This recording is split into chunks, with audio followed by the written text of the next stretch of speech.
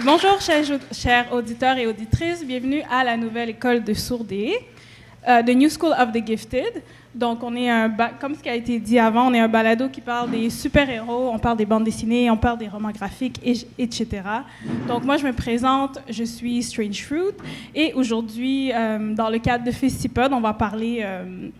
c'est un épisode spécial et pour cette occasion, on va parler du roman graphique autochtone qui s'appelle This Place, 150 Years Retold. Mais avant de présenter mes co-animateurs et co-animatrices, je voulais débuter avec la reconnaissance du territoire.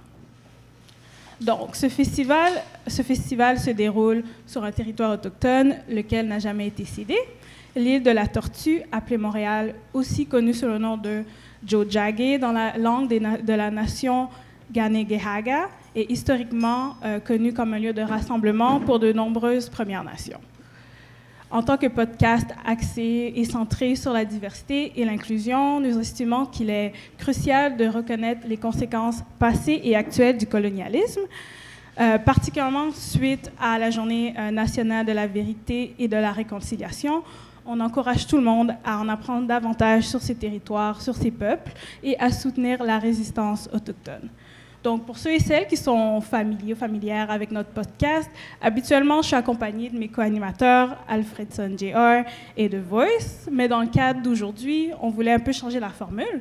Donc, la nouvelle école des Sourdoués, c'est vraiment une grande famille. Nos invités reviennent souvent pour parler de différents sujets. Alors, je voulais vous présenter la personne. Je vais laisser la personne à ma gauche se présenter. OK. Moi, je me nomme Frank Guetta. Mon nom d'artiste, c'est Blaze in Black. Alors, moi, j'ai eu on m'avait invité d'être sur le podcast. Je pense que c'était au début... C'était l'année passée? Avant la pandémie. Je pense qu'il y a 2 ans. Il y a 2 ans. Ouais. Depuis là, ils m'ont demandé de venir ici, là, pour quelques épisodes. J'ai fait des reviews du film Mortal Kombat. C'était pas mal fun. Alors, je pense que je vais terminer là, puis je vais laisser les autres s'introduire. Et à ma droite, j'ai... Captain H. Donc, moi, je suis souvent invitée parce qu'en fait, il n'est pas là, mais mon némésis, c'est Alfredson Jr. Fait que je suis vraiment juste là, juste pour le contredire, surtout. Comme, si j'aime quelque chose, il n'aime pas la même chose que moi, donc c'est parfait. Donc, moi, je suis là pour juste être contre lui. Oui. Est-ce que vous pouvez un peu parler un peu de vous? Comme Blaze in Black, qu'est-ce que tu fais? OK. Moi, je suis un artiste self-taught, plus ou moins. J'ai été influencé par les animés, les mangas, comme Dragon Ball, puis toutes les affaires du genre. Vraiment, ce que moi j'aime le plus, c'est les trucs comme 90s, quoi. Alors, c'est un peu plus raw, comme les trucs Akira, puis les trucs du genre. Alors, ça m'a toujours inspiré. J'ai toujours voulu créer ça. Alors, à la longue, j'ai toujours travaillé sur mes petits projets. J'étais l'enfant qui dessinait toujours en classe, quoi. Okay? Je pense que tout le monde en connaît un. Je suis ce gars-là. Éventuellement, je suis devenu pas mal bon. Les gens m'ont reconnu. Je les apprécie tous. J'ai fait un festival. C'était le Lux Magna. J'ai été invité à un festival Lux Magna, puis c'est là où est-ce que Tara m'a rencontré. Puis de là, je suis là. C'est comme ça qu'on fait les rencontres avec surtout les artistes locaux. C'est ça, on essaye d'interviewer, de faire reconnaître un peu les artistes locaux, racisés et noirs. Et c'est là où j'ai vu comme ces illustrations. J'ai pris sa carte, puis on lui a demandé de venir. Puis on a fait une entrevue avec lui. Puis depuis ce temps-là, il revient pour parler de quoi que ce soit. On fait des critiques de films, etc. Et tu peux parler un peu de toi, Captain H. Est-ce que vous vous rappelez dans Stranger Things le personnage de Erika? Donc, c'est une petite fille noire, en fait, qui réalise un moment donné qui est geek, mais elle a passé toute sa vie à rire des geeks. Ça, c'était littéralement moi, en fait. Donc, maintenant, je m'assume, puis je fais juste écouter toute la MCU, DC Girls for Life. Je lis beaucoup de trucs de Jane Austen, puis je suis vraiment intense là-dedans dans mes analyses. Puis sinon, Tara et moi, on a plein de choses en commun, donc on passe pas mal juste nos vies à faire des théories de complot sur les bandes dessinées. Puis tout ça. Oui. Donc, comme j'ai dit, on va parler du roman graphique This Place, 150 Years Retold. Mais avant de parler de ce sujet-là, est-ce qu'on a des nouvelles dans le monde des super-héros? Oui. Nous avons okay. Alors, il y a le nouveau film de Shang-Chi qui est sorti récemment. Je pense que ça fait le plus, ça a entré le plus d'argent domestique depuis la pandémie. Ça, c'est un bon signe. Je sais pas si les gens l'ont vu encore, mais juste en parler un petit peu, c'est la MCU. Chaque film qui sont sortis, chaque héros était plus ou moins basé sur un genre de film, quoi. Alors, disons comme Captain America, c'était genre les political thrillers. Alors, moi, j'ai toujours aimé les arts martiaux dans les films. Alors, il n'y a pas encore eu comme le genre pour des arts martiaux. So, Shang-Chi, c'est plus ou moins le genre d'arts martiaux pour les films de MCU. So, moi, je l'ai vraiment particulièrement aimé. J'ai aimé la représentation des Asiatiques là-dedans aussi. Et puis, c'était aussi un commentaire social sur les immigrants, les enfants des immigrants, tu vois. Moi, j'ai pu me reconnaître un peu là-dedans, dans cette histoire-là. Puis j'ai trouvé que c'était nice, avec comme beaucoup d'effets spéciaux, puis beaucoup d'arts martiaux, puis c'était des affaires ninja. C'était mon affaire. So, ça, c'était une des nouvelles qui est sortie. La deuxième, moi, j'ai... Pour OK, vas-y. pas te couper, là. Pardon. Moi aussi, je voulais avoir ton impression aussi sur Shang-Chi, comme si tu as apprécié ça ou pas. Mais moi, je me suis tellement amusée. Puis je sais pas si c'est parce qu'on va pas souvent au cinéma à cause de la pandémie, mais comme à la fin du film, genre tout le monde a applaudi. Comme si... c'est un peu comme quand on prend le vol, là, l'avion. Puis après, les personnes, ils applaudissent. Après, c'était un peu ça. Puis c'était vraiment... Je pense que c'était juste vraiment le fun comme film, là. Puis toi? Moi, j'ai vraiment aimé, pour dire ce que revenait sur Frank disait, j'aimais la réalité de être un enfant d'immigrant, en fait, là, comme tous les différents traumas, mais jokes aussi qu'on fait entre nous, d'être comme nos parents, comme ils vont toujours penser que genre, on n'est pas suffisant parce qu'on n'est pas docteur et ingénieur, mais c'est qu'ils nous aiment quand même. Mais, tu sais, Shang-Chi, ça reprenait plein de thématiques comme ça, puis j'étais vraiment contente d'avoir un gars puis une fille qui sont amis, puis tombent pas en amour à la fin. J'étais tellement contente. Donc, parce que l'amitié gars-fille, ça existe. Donc, c'est un débat que je vais pas lancer aujourd'hui. Mais j'étais vraiment contente de ça. Puis aussi parce que je suis aussi une fan d'arts martiaux. Donc, c'était vraiment cool. Super. Oui. OK. Deuxième nouvelle? Oui.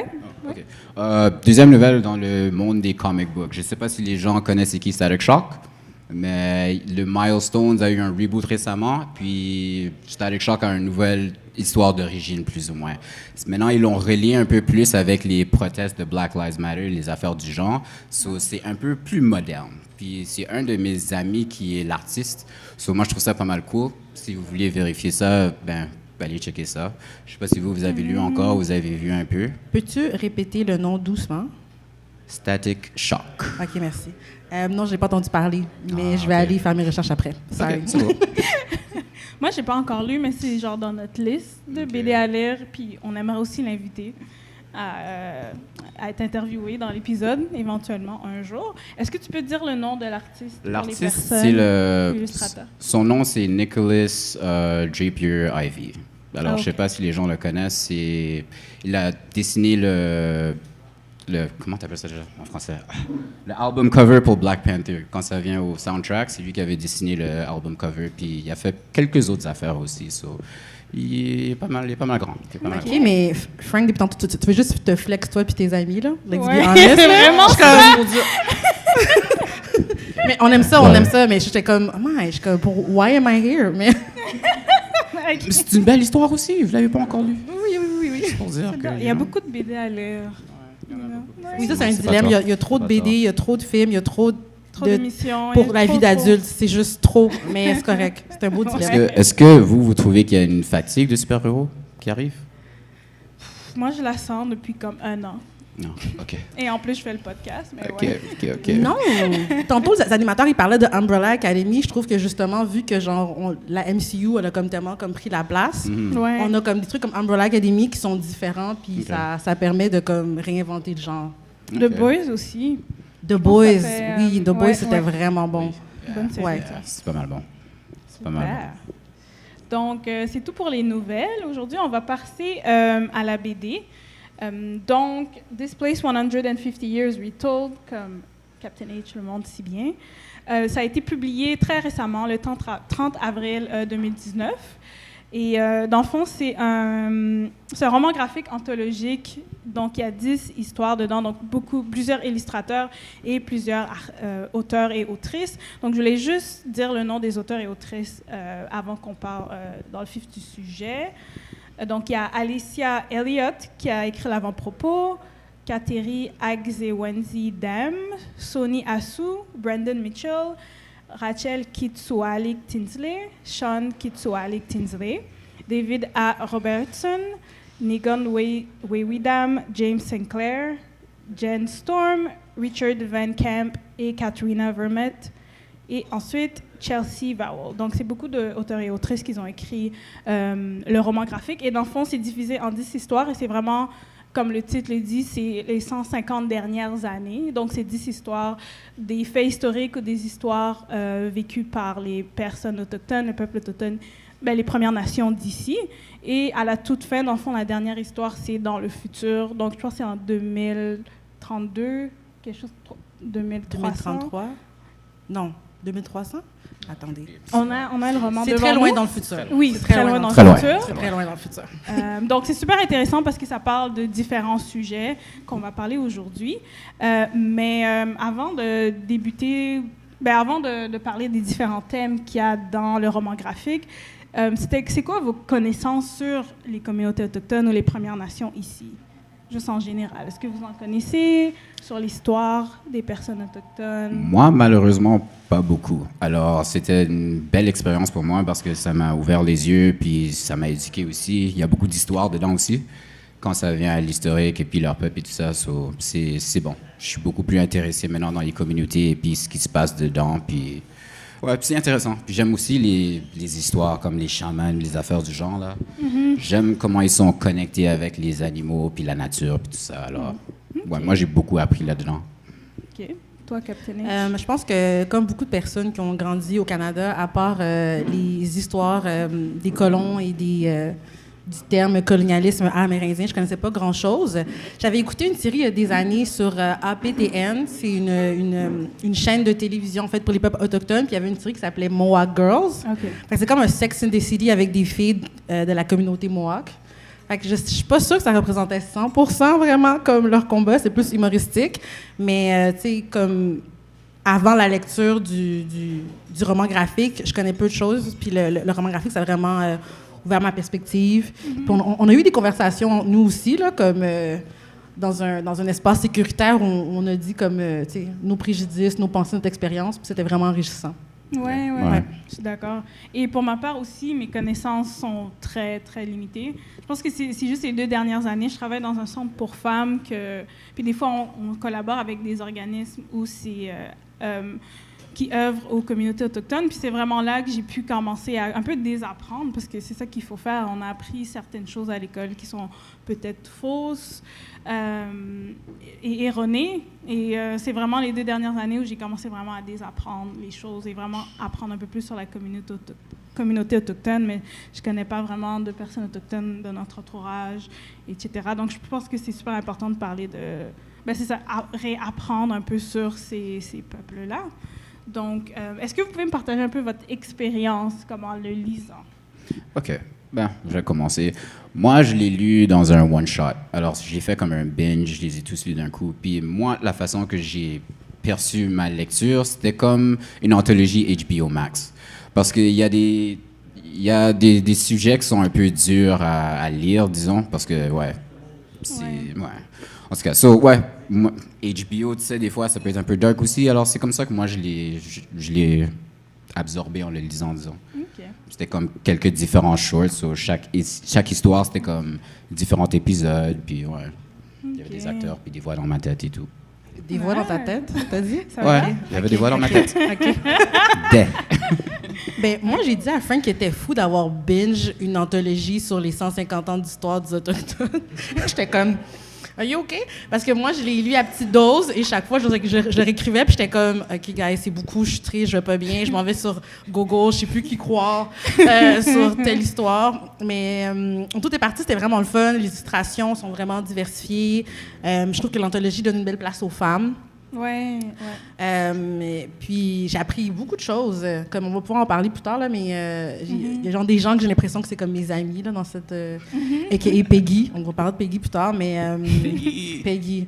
Ben oui. Moi, je suis encore plus folle, entre guillemets, que Blazing Black, parce qu'en même temps que je lisais l'anthologie, je regardais aussi la série The Underground Railroad. Et ça, c'est la série sur les personnes noires qui étaient dans l'esclavage, qu'ils ont quitté dans le train pour trouver la liberté. Donc, je lisais ça et je regardais la série en même temps. Puis, genre, après, j'ai fait comme, qu'est-ce que tu fais? Pourquoi tu te fais mal comme ça? Pourquoi tu regardes ça puis tu lis ça en même temps? Donc, j'ai fait comme, OK, The Underground Railroad, je vais reprendre ça une autre fois, là. Puis, je vais juste terminer ça. Mais moi, ça m'a... c'est sûr que ça m'a émue, genre. Et j'étais beaucoup surprise de comme beaucoup de choses qu'on sait pas en fait ou qui a été genre mal expliqué. J'étais vraiment surprise de ce que en fait on a été privés un peu de leur histoire puis de leur communauté, de leur culture, puis je trouve ça vraiment poche. Mais j'étais beaucoup genre fâchée puis frustrée pour tout ce qui leur sont passés genre les 150 dernières années. Donc c'est comme ça que j'ai vraiment vécu l'expérience. Ouais. Alors moi c'était un film HBO. Ouais. Toi, c'était... Moi, c'est de l'étonnement puis de la curiosité. Moi, c'était de la torture et de la rage. I guess. J'aime ça. Non, j'aime pas ça, c'est pas vrai. Mais, oui, donc, Okay. Qu'est-ce qui vous a le plus surpris? Qu'est-ce qui vous a le plus marqué? Ah non, avant ça, je voulais parler un peu des illustrations parce qu'on a un artiste avec nous. Okay, des illustrations. Donc, est-ce qu'on peut parler des illustrations? Parce que ce qui est cool, c'est 10 histoires différentes et c'est illustré par des personnes différentes aussi. Je sais pas si on peut... veux-tu que je montre les images pendant que tu parles? Ouais. Oui, OK. OK. Tu peux le faire. Pourquoi pas? OK, ben dis-moi ce que tu as aimé, puis là, je vais faire ma revue sur telle partie, ouais. Ouais, c'est bon. OK. Bon, cette histoire-là... Ouais. OK, ben, il y a plusieurs différents artistes. Je pense qu'il y a un artiste qui a fait, je pense, 2 différentes histoires là-dessus. Mais je sais pas si vous êtes habitué ou si vous avez vu comme des trucs d'animation comme des animation festivals. Les festivals d'animation, il y a comme des animations qui sont un peu comme... Comment tu dirais? C'est quoi le mot encore? Quel mot? Abstrait, voilà. Merci. Okay. c'est genre abstrait. Alors, c'est ça mon expérience quand je suis en train de le lire. Il y a quelques parties où est-ce que c'est comme pas mal grounded avec l'art, mais il y a des moments où est-ce qu'ils vont sortir un peu, puis ça va être un peu comme genre spirituel, comme un trip. C'est plus ou moins un peu comme un trip. Comme, ouais, voilà. Ça, spécifiquement, là. C'est vrai, les récits plus axés sur genre la spiritualité et tout, c'était Voilà, vrai que c'était c'est plus ça. abstrait, c'était plus comme... L'illustration était plus différente, oui. Voilà, c'est ça. Alors, dépendant de l'histoire, si c'est un peu plus comme spirituel, ben tu vas avoir les histoires, c'est un peu plus comme un trip.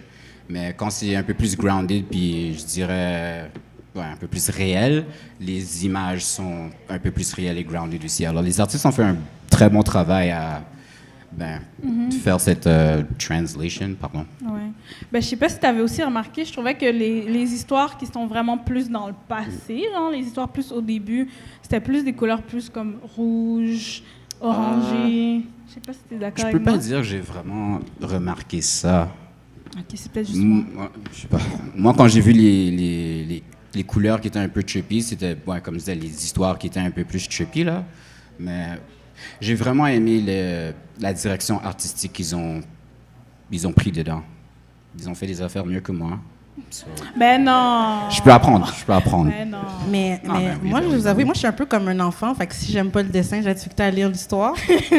Donc, il y a des histoires que j'ai comme faites. Tu sais, j'ai lu, mais j'étais comme, OK, guys, j'ai pas compris l'histoire. Qu'est-ce qui s'est passé? Mais tu sais, après, je l'ai relu, mais il y a des histoires que j'étais comme, ils ont été trop funky pour c'est un trip. ma compréhension. Là. J'étais comme, j'apprécie, mais c'était trop funky, mais c'était quand même bien, mais j'étais comme, wow. But I'm happy. Je suis contente de les avoir lus. Super. OK. Donc, qu'est-ce qui vous a le plus surpris? Qu'est-ce que vous avez le plus marqué en général? Les différents thèmes que vous voulez discuter? Ben, je vais revenir à Peggy. Oui, je pensais Peggy. tantôt.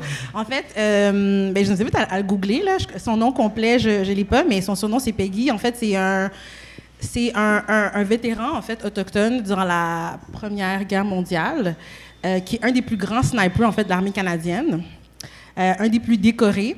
Puis, à l'époque, quand on est vétéran, en fait, on a comme on a des rabais sur les terres, on a des rabais aussi sur les prêts pour acheter des animaux et tout ça. Et parce qu'il était autochtone, on lui a refusé, même s'il était un un héros de guerre.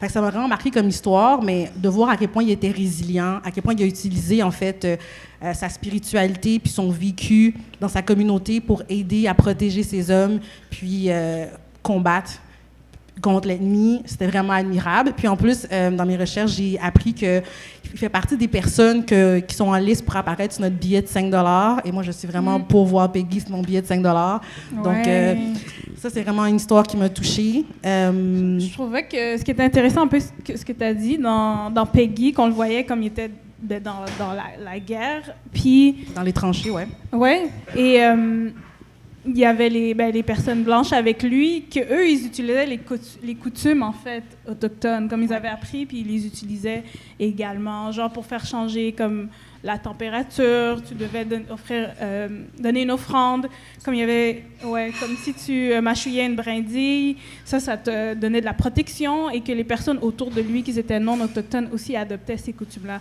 à travers la guerre. Je trouvais ça super intéressant, là, ça m'a vraiment surpris. Parce qu'on n'est vraiment pas comme familiarisé avec la spiritualité autochtone du tout, puis c'est leur coutume. Donc, je trouvais ça super intéressant qu'il a su comme partager ça, en fait.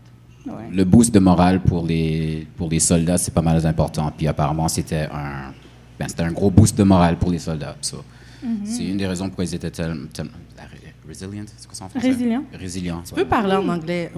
Comme Frank est franco-ontarien, puis là, il se cache, là, t'as le droit de parler en anglais, là. OK, c'est bon. Comme, c'est correct, là. Bonjour, hi, c'est pas c'est sûr, correct. Là? Merci. C'est correct. Oui. Quoi d'autre? Est-ce qu'il y avait d'autres histoires dont vous vouliez parler? Bof. Moi, j'ai particulièrement aimé la dernière histoire, puisque j'ai fait un binge. Alors, la dernière histoire, c'était comme un résumé de tout ce qui s'est passé durant les 150 ans. Et un peu plus, parce que c'était un point où est-ce que la planète est plus ou moins finie. La plupart des humains sont partis en Mars, mais les Autochtones sont restés, puisqu'ils ils sont connectés avec la planète, alors ils savent comment survivre. Alors, il y a un point où est-ce qu'il y a une des descendantes que... Elle voit que les humains sont en train de revenir, puis c'est elle qui doit, les guider pour les montrer comment vivre sur la planète. Alors, à la fin, elle fait comme un time travel, puis elle voit comme tous les struggles des gens de communauté, puis là, elle revient durant le temps du futur, puis elle voit les humains qui reviennent, puis c'est elle qui doit, les guider. So, j'ai bien aimé la façon qu'ils ont résumé ça résume tout le livre dans un coup, dans une petite histoire, puis je trouvais ça pas mal nice. C'était cute. C'était cute. Ouais, puis c'était cute. C'était cute. C'était cute. OK. Il y a des gens qui reviennent de Mars. J'étais comme, c'est pas cute, là. C'est un peu épeurant. La fin, c'était cute. Toi. Oui, la fin, c'était cute. C'est vrai, c'est la réconciliation. C'est bon. Mais oui, j'ai apprécié. J'ai eu... Je pense que c'était cette histoire-là que j'ai plus de difficulté à comprendre. Hein, puis je pense que c'est bien qu'on était à trois, qu'on pouvait partager un peu ce qu'on a compris et tout. Et... Dans le fond, c'est en 2350, c'est dans le futur. Et dans le fond, il y a l'afrofuturisme. Je ne sais pas si vous êtes familier ou familière avec l'afrofuturisme. Dans le fond, c'est un style d'art où les personnes afrodescendantes, dans le fond, ils créent, ça peut être des films, bande dessinée, tout ce qui est dans l'art, où on imagine les personnes afrodescendantes dans le futur, puis c'est un peu comme pour donner l'espoir que ça va aller mieux, un peu plus pour s'imaginer à l'extérieur de comme les injustices qui se passent en ce moment. Et ça peut être très libérateur aussi pour les personnes afrodescendantes. Donc, j'ai vu beaucoup de parallèles avec ça, parce que c'était comme, c'est du futurisme, en fait. Puis j'étais vraiment plus familière avec l'afrofuturisme et plus les personnes noires qui faisaient ça dans l'art. Et là, je voyais un peu la même chose. C'était un peu la même chose avec ce récit-là, que c'était les personnes autochtones qui s'imaginaient dans le futur et qui se permettent de imaginer juste quelque chose d'autre, quelque chose de différent, au lieu de rester vraiment dans le présent ou aller dans le passé. Donc, j'ai vraiment apprécié de découvrir qu'il y a aussi n'importe quelle communauté peut faire aussi du futurisme, en fait. Donc, non, c'est vrai. Moi non plus, j'avais jamais vraiment vu un take futuristique sur les Autochtones, des affaires du genre. So, je trouvais ça pas mal différent, j'ai trouvé ça pas mal cool. Comme Solar Punk, si les gens connaissent ça. Mais toi, tu avais parlé des illustrations. Moi, je travaille sur...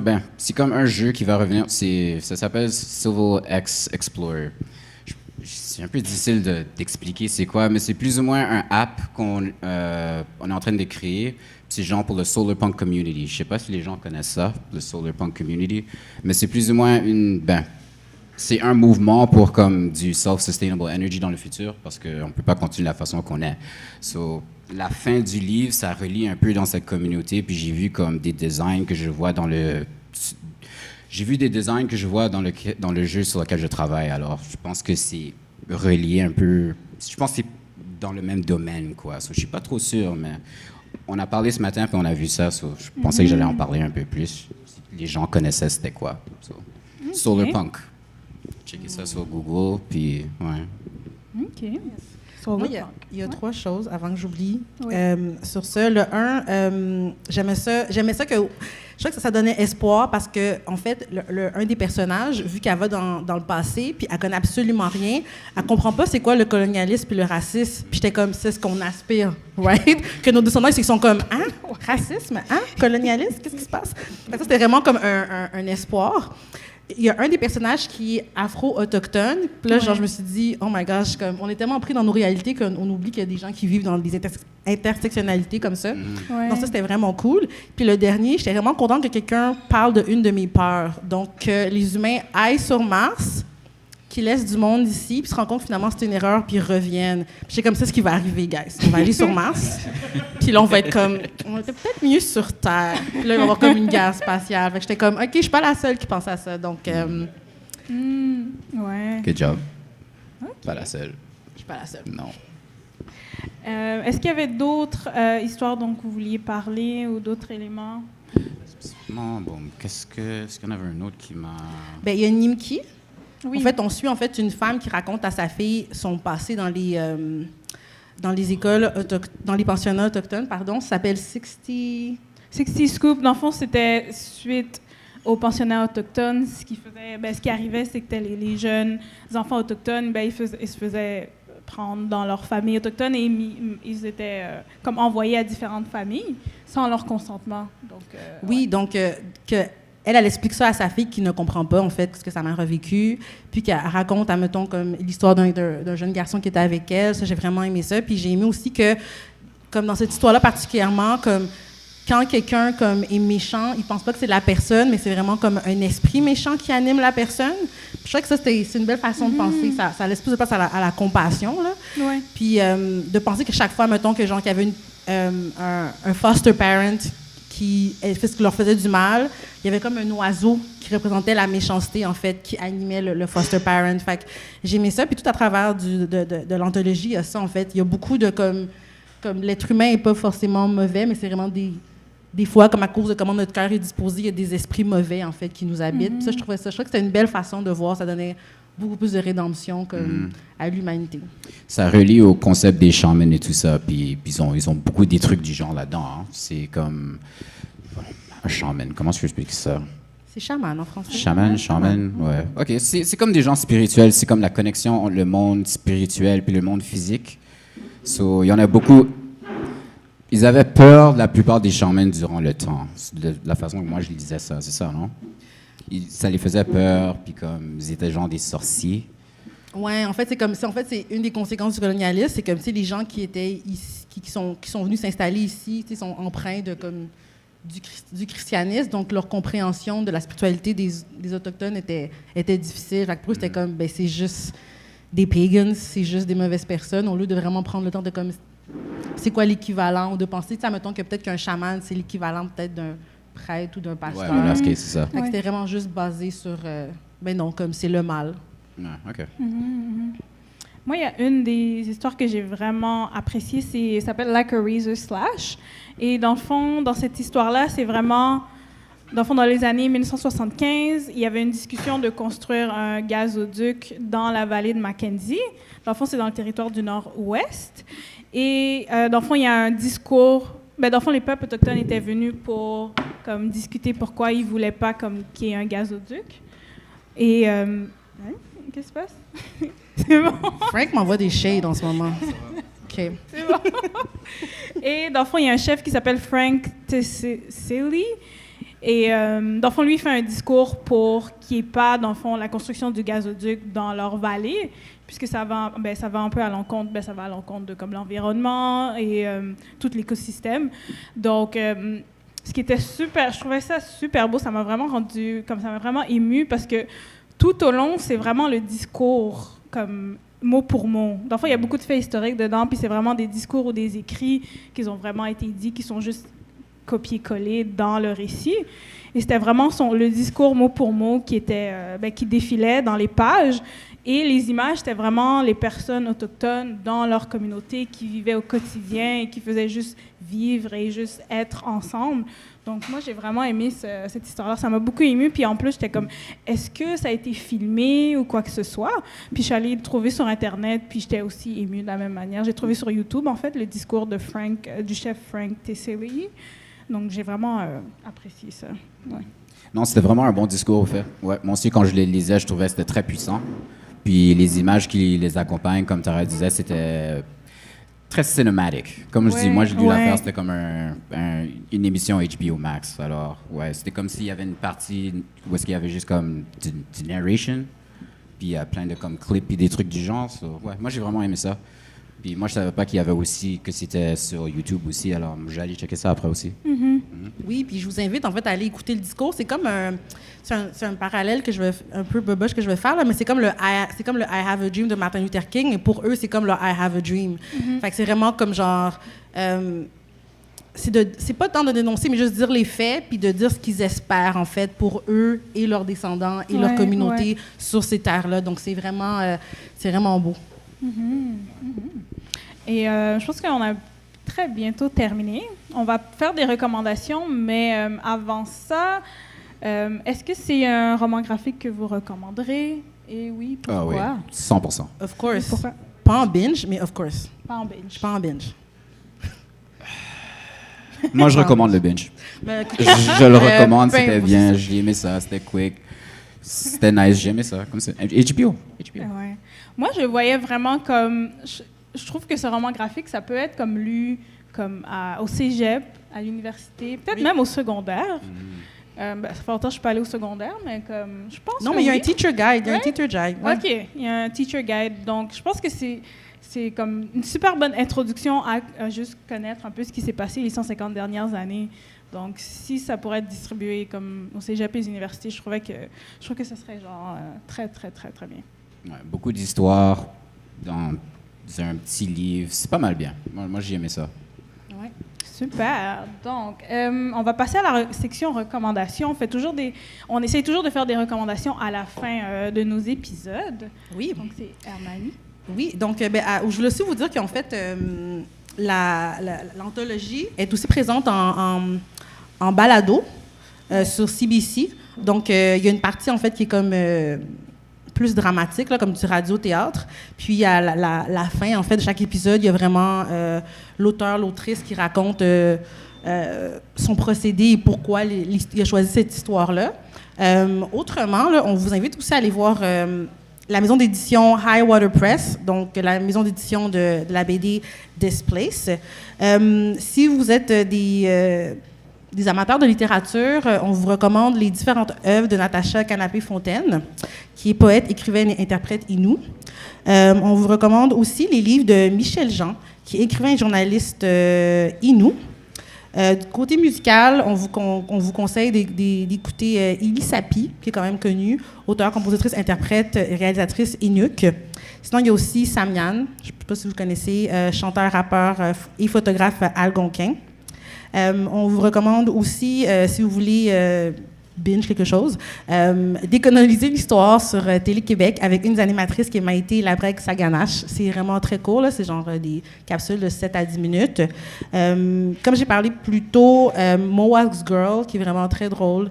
On suit 4 femmes, en fait, dans une communauté Mohawk. C'est sur la chaîne APTN, qui est un réseau de télévision autochtone. Il y a aussi un Tribe Called Red, un groupe de musique autochtone d'Ottawa, pardon. Je savais plus lire. Donc, Ça va être écrit dans, dans les notes de l'émission. Oui. Vous pouvez aussi juste nous écrire à New School of the Gifted. Là, on a plein d'autres recommandations. Là. Oui, ben, c'est ce qui conclut notre épisode. J'espère que vous avez apprécié cette conversation. Un concours.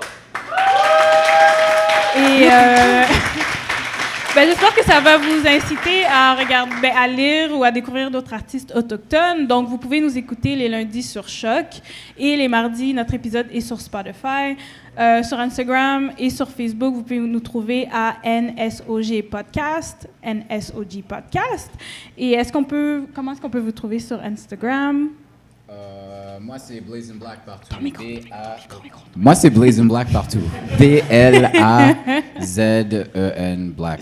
C'est aussi le Zen, Blazing Black. Ouais, sur partout. .com, Instagram, Google. Blazing Black. Et toi, Captain H? Vous me trouvez sur Instagram à @mani.ac. Je voulais que ça fasse maniaque, mais ça ne fonctionne pas. Bref, c'est pas grave. C'est vraiment ça le but. Sinon, je navigue sur Discord, sous le nom de Captain H, si vous voulez venir me parler. Super. Et avant de terminer, on a un petit concours qui prend fin le 5 octobre. Donc, on fait tirer 2 exemplaires du roman graphique, une version PDF et une version physique. Donc, si vous voulez un peu savoir comment notre concours fonctionne, quoi faire, c'est toujours genre liker ça, partager ces affaires-là. Bref, c'est écrit sur notre Instagram, donc à NSOG Podcast. Merci. Merci.